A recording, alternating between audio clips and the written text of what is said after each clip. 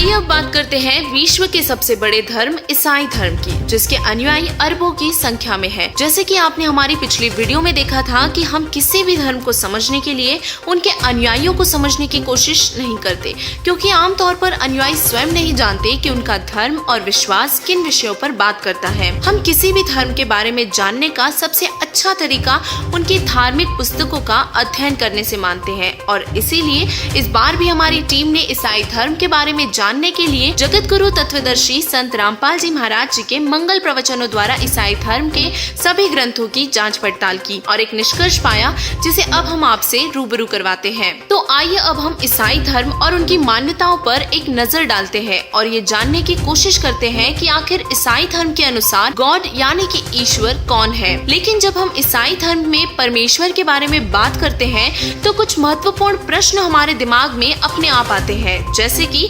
आखिर गॉड यानी कि ईश्वर कौन है? क्या ईश्वर और यीशु एक ही है? क्या बाबा आदम जी सचमुच पहले मानव थे? क्या ईश्वर निराकार है या फिर क्या मांस खाने का आदेश ईश्वर का है? ये सारे सवाल अभी तक हम सभी के लिए रहस्य बने हुए हैं, लेकिन ऐसे न्यूज की टीम द्वारा इन सभी प्रश्नों का प्रमाण के साथ उत्तर दिया जाएगा। पूरी दुनिया में लोग परमेश्वर की खोज में हैं, चाहे वे आस्तिक हो या नास्तिक, सभी को भगवान की आवश्यकता है। यह वीडियो आपके लिए संपूर्ण समाधान होगा। यदि आप जानना चाहते हैं कि हम भगवान को कैसे प्राप्त कर सकते हैं तथा हमें पूर्ण मोक्ष कैसे मिलेगा, तो वीडियो को अंत तक जरूर देखें। तो आइए अब पहले आपको ईसाई धर्म का एक संक्षिप्त विवरण देते हैं।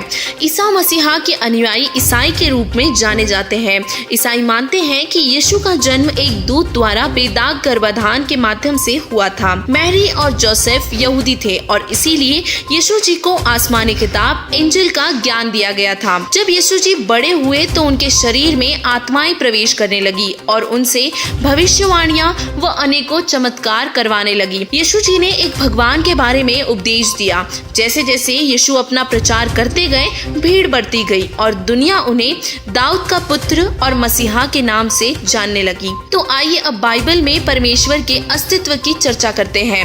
बाइबल 3 पवित्र पुस्तकों तौरात, इंजिल और जबूर का संग्रह है। ईसाई और इस्लाम दोनों धर्मों में ये माना जाता है कि ईश्वर द्वारा बनाया गया पहला मानव आदम जी ही थे और हम सभी उन्हीं के पुत्र और पुत्रियां हैं। उनके वंश में बहुत से पैगंबर जन्मे थे, जिनमें से कुछ बहुत ही प्रसिद्ध थे तथा उनके नाम हैं हजरत दाऊद, हजरत मूसा और हजरत ईसा जी। दाऊद जी को जबूर किताब प्राप्त हुई, मूसा जी को तौरात प्राप्त हुई और इसी तरह ईसा या फिर यूं कहें यीशु जी को काल ब्रह्म यानी कि शैतान द्वारा इंजिल प्राप्त हुई।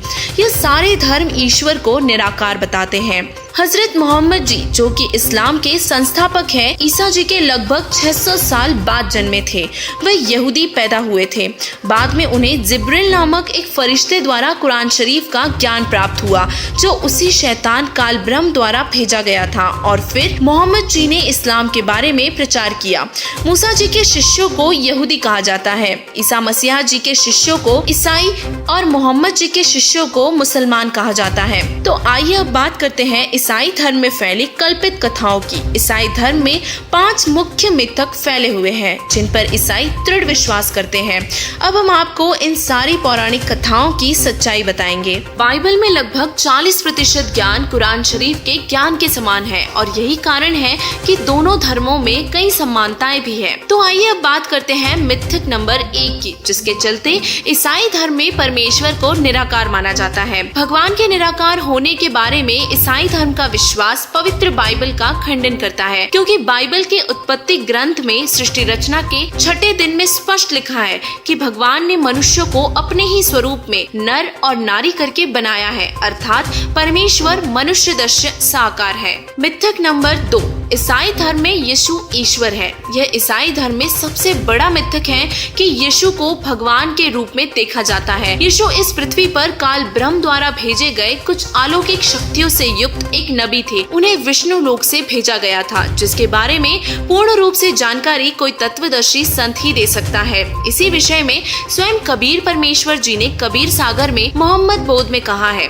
ईसा पैगंबर पढ़े किताबा, उसका नाम इंजिल किताबा, सलाम लेख ता हम कीना, दस्ता बोस उन्हू उठी लीना, तहवा बैठे विशंभर राय, वहाँ पीर तो वही खुदाई। यह विष्णुपुरी है भाई, या में भी एक बैकुंठ समाई, विष्णु है यहाँ का प्रधाना, सुन मोहम्मद ज्ञान विज्ञाना। अब आपको बाइबल के कुछ छंद दिखाते हैं जो साबित करते हैं कि यीशु ईश्वर के पुत्र थे, जिन्हें परमात्मा के संदेश को फैलाने के लिए भेजा गया था। इन छंदों में यह बताया गया है कि यीशु को भगवान द्वारा पूर्ण परमात्मा का संदेश देने के लिए भेजा गया था। वह ईश्वर का पुत्र या दूत था।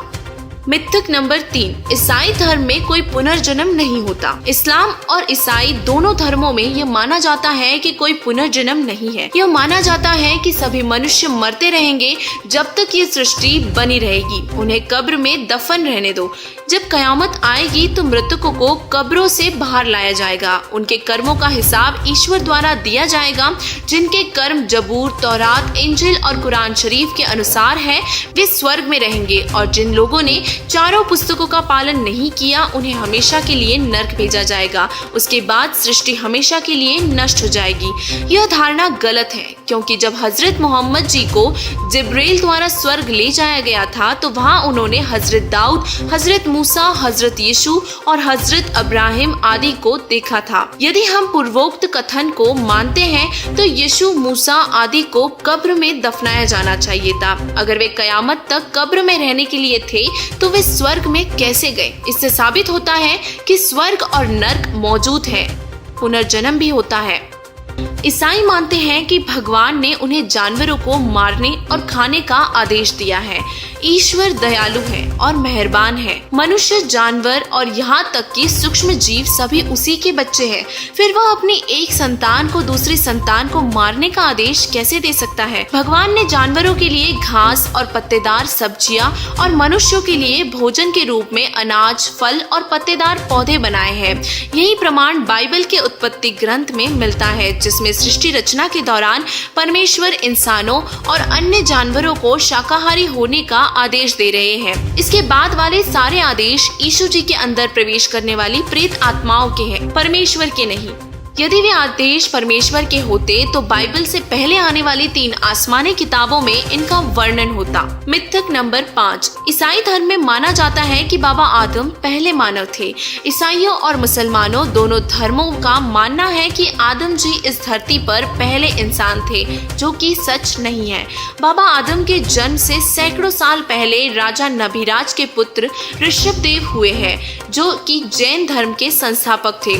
ऋषभदेव जी की आत्मा आदम के रूप में दोबारा जन्मी थी। इस उदाहरण को हमने जैन धर्म के पवित्र लेख में पाया, जो कि आओ जैन धर्म को जाने पुस्तक के पृष्ठ संख्या 154 में दर्ज है। यह साबित करता है कि आदम और हव्वा से पहले भी मनुष्य थे। जब भगवान यहोवा यानी कि काल ब्रह्म ने उन्हें इस धरती पर भेजा तो अधिकांश जगह अनिवास्य थी। उन्हें एक एकांत स्थान पर भेजा गया था, जिसे हर जगह से अलग कर दिया गया था। सभी ईसाई, मुस्लिम और यहूदी आदम के पोते पोतियां हैं, और यही कारण है कि वे मानते हैं कि आदम पहला मानव था, जो कि वास्तव में सच नहीं है। पवित्र बाइबल और कुरान शरीफ बताते हैं कि परमेश्वर एक ही है, लेकिन आखिर वो है कौन? हमारे पिछले वीडियो में आपने कुरान शरीफ से अल्लाह अकबर की वास्तविक जानकारी ली थी। इस बार भी हम आपको पवित्र बाइबल में से परमेश्वर की वास्तविक जानकारी देंगे। प्रश्न ये है कि बाइबल के अनुसार पूर्ण परमात्मा कौन है? ऐसे न्यूज की पड़ताल से इस प्रश्न का उत्तर स्पष्ट है। पूर्ण परमात्मा का नाम कबीर है। जी हाँ, आपने सही सुना। कुरान शरीफ में भी पूर्ण परमात्मा का नाम हमने कबीर ही पाया था। यही प्रमाण ईओफ 36.5 ऑर्थोडॉक्स ज्यूइश बाइबल पुस्तक में हमें मिलता है, जिसमें लिखा है कि पूर्ण परमात्मा कबीर है, जो किसी से भी नफरत नहीं करता। उसका वास्तविक नाम कबीर है और वह अपने उद्देश्य में दृढ़ है। ऐसे न्यूज की सटीक और प्रमाणित जानकारी के बाद भी कई दर्शकों के मन में सवाल उठ रहे होंगे कि हमने तो ऐसा पहली बार सुना है। ऐसे लोगों से निवेदन है कि ऐसे न्यूज आपको बेप्रमाणित बातें कभी नहीं दिखाएगा। आपको चाहिए कि जगत गुरु तत्वदर्शी संत रामपाल जी महाराज जी के सत्संग सुने और उसके बाद अपने सदग्रंथों को स्वयं खोलकर अपनी आंखों से प्रमाण को देखें। आज ऐसे न्यूज की स्पेशल रिपोर्ट में ये पाया गया कि ईसाई धर्म में सच्चे भगवान की वास्तविक जानकारी किस किसी को भी नहीं। विश्व प्रसिद्ध संत रामपाल जी महाराज जी ने प्रमाणित करके बताया है कि परमेश्वर की सत भक्ति का तरीका पूरे विश्व में केवल उन्हीं के पास है।